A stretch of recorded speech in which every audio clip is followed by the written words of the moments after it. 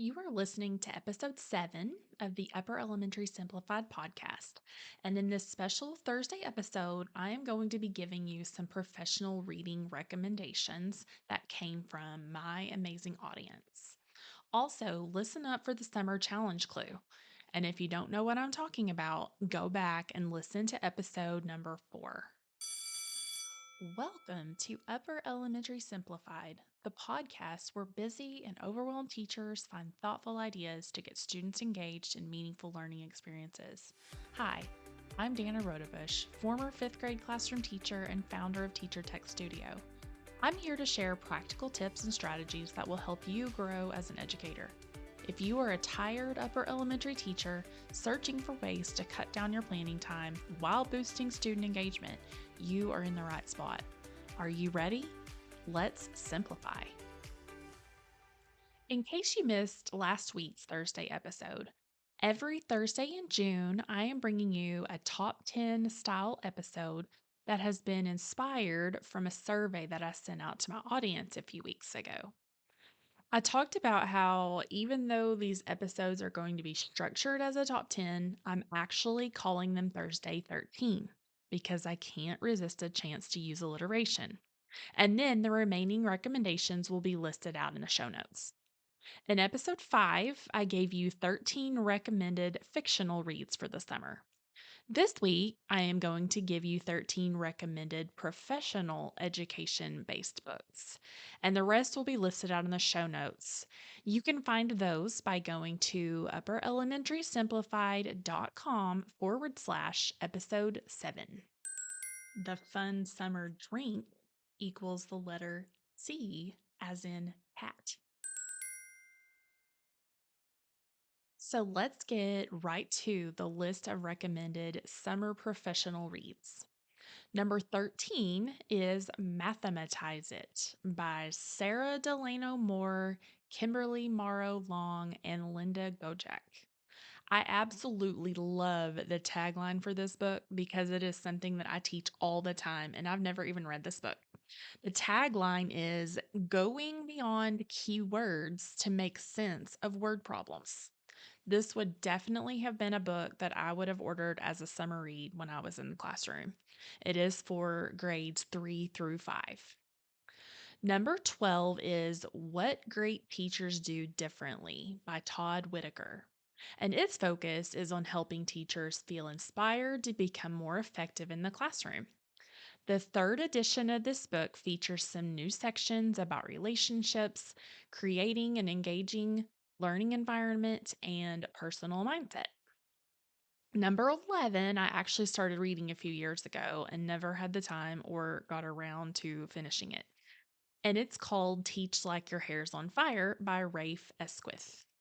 The book description states, this bestseller gives any teacher or parent all the techniques, exercises, and innovations that have made its author an educational icon, from personal codes of behavior to tips on tackling literature and algebra. The result is a powerful book for anyone concerned about the future of our children. Number 10 is a book about the ADHD brain, and it is called Your Brain's Not Broken. Author Tamara Rosier teaches about how ADHD affects every aspect of life. While this is not necessarily a quote unquote education book, so many classrooms are faced with the challenges that come along with ADHD that I wanted to include it on this list for teachers to read. And hopefully that will help teachers be more understanding of students who struggle with ADHD. Summer is the perfect time to get some professional development hours completed. If you are listening to this in real time, I would love for you to join myself and several other math educators at this year's Cheerful Math Conference. This is a virtual upper elementary math conference loaded with video presentations, free gifts, and a chance for you to grow professionally in your pajamas.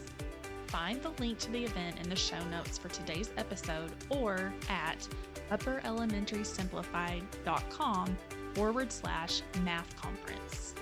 I hope to see you there.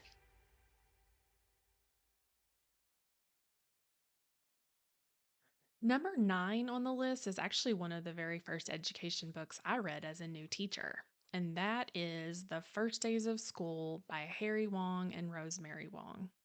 This book is now in its fifth edition and will walk any teacher at any stage in their career through structuring and organizing a classroom for success. Number 8 is another math book, and it is Figuring Out Fluency in Mathematics Teaching and Learning by Jennifer Bay Williams and John Sangiovini. The tagline for this book is Moving Beyond Basic Facts and Memorization, and it is for grades K through 8. As the title suggests, the focus of the book is on math fluency and provides teachers with inspiration to develop a deeper understanding of procedural fluency involving reasoning and creativity.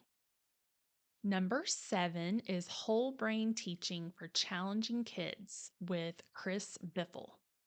Based on cutting edge science research, the education reform movement, whole brain teaching, recognizes that students learn the most when they are engaged in lessons that involve seeing, hearing, doing, speaking, and feeling. Number 6 on the list is I Wish My Teacher Knew by Kyle Schwartz. I've never read this one, but I think I may add this one to my list, even though I'm not in the classroom anymore. It is the story of how one teacher asked her students to fill in the blank. I wish my teacher knew blank. And the powerful responses she received from her students were so funny, some were heartbreaking, but all very insightful. Number 5, The Courage to Teach by Parker Palmer is a reflective book for educators that is centered around the fact that good teaching can never be reduced to technique. But instead, good teaching comes from the identity and integrity of the teacher. Number 4 is The Wild Card by Wade and Hope King. And it is about building confidence to bring creativity into the classroom. Reading the description for this book is enough to make me want to read it because they use so many puns and figurative language.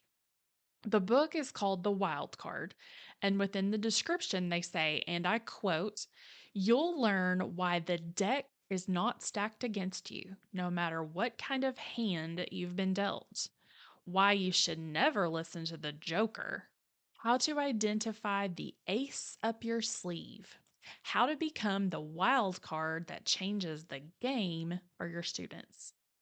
If I ever write a book, I'm sure it will be full of puns. Number 3 on the list is Teach Like a Champion by Doug Limov. I'm not sure if I'm pronouncing his last name correctly. But this book teaches teachers how to create a positive and productive classroom that encourages student engagement, trust, respect, accountability, and excellence, and how to connect background knowledge and memory with curriculum content. Sounds like a good one. Number 2 is The Book Whisperer by Donalyn Miller. I absolutely loved this book when I read it. I read this book the summer before I took the leap into teaching in a self contained classroom where I had been teaching math or math and science for the past several years. Since I was going to be adding literacy to my plate, I read this book, The Book Whisperer, and learned so much about helping students become book lovers. And finally, number 1 on our list of professional development books for teachers is Teach Like a Pirate by Dave Burgess. I have not read this book, but the description states that it offers inspiration, practical techniques, and innovative ideas that will help you to increase student engagement, boost your creativity, and transform your life as an educator. I really hope that this list of professional books inspires you to pick up one or two or 13 of them and spend some of that time by the pool this summer with a book in your hand. Remember, there are also several more book recommendations that I have listed in the show notes, and you can find those at upperelementarysimplified.com/episode 7. Well, that's all for today. Tune in next Tuesday as we discuss what spiral review is, how to do it, and why it's essential in your classroom. But before that, check out this Thursday's Thursday 13. And be sure to check out the Cheerful Math Conference linked in the show notes. Thank you so much for listening to this episode of Upper Elementary Simplified. I hope you are able to take away something useful that will help you grow as a teacher. I do have a quick favor to ask before you go. If you are enjoying the podcast, please let me know by leaving me a review. It really does make a difference because reviews impact search results, which helps me to expand my reach to other educators. Plus, I love to read my listeners' comments. Until next time, keep life simple.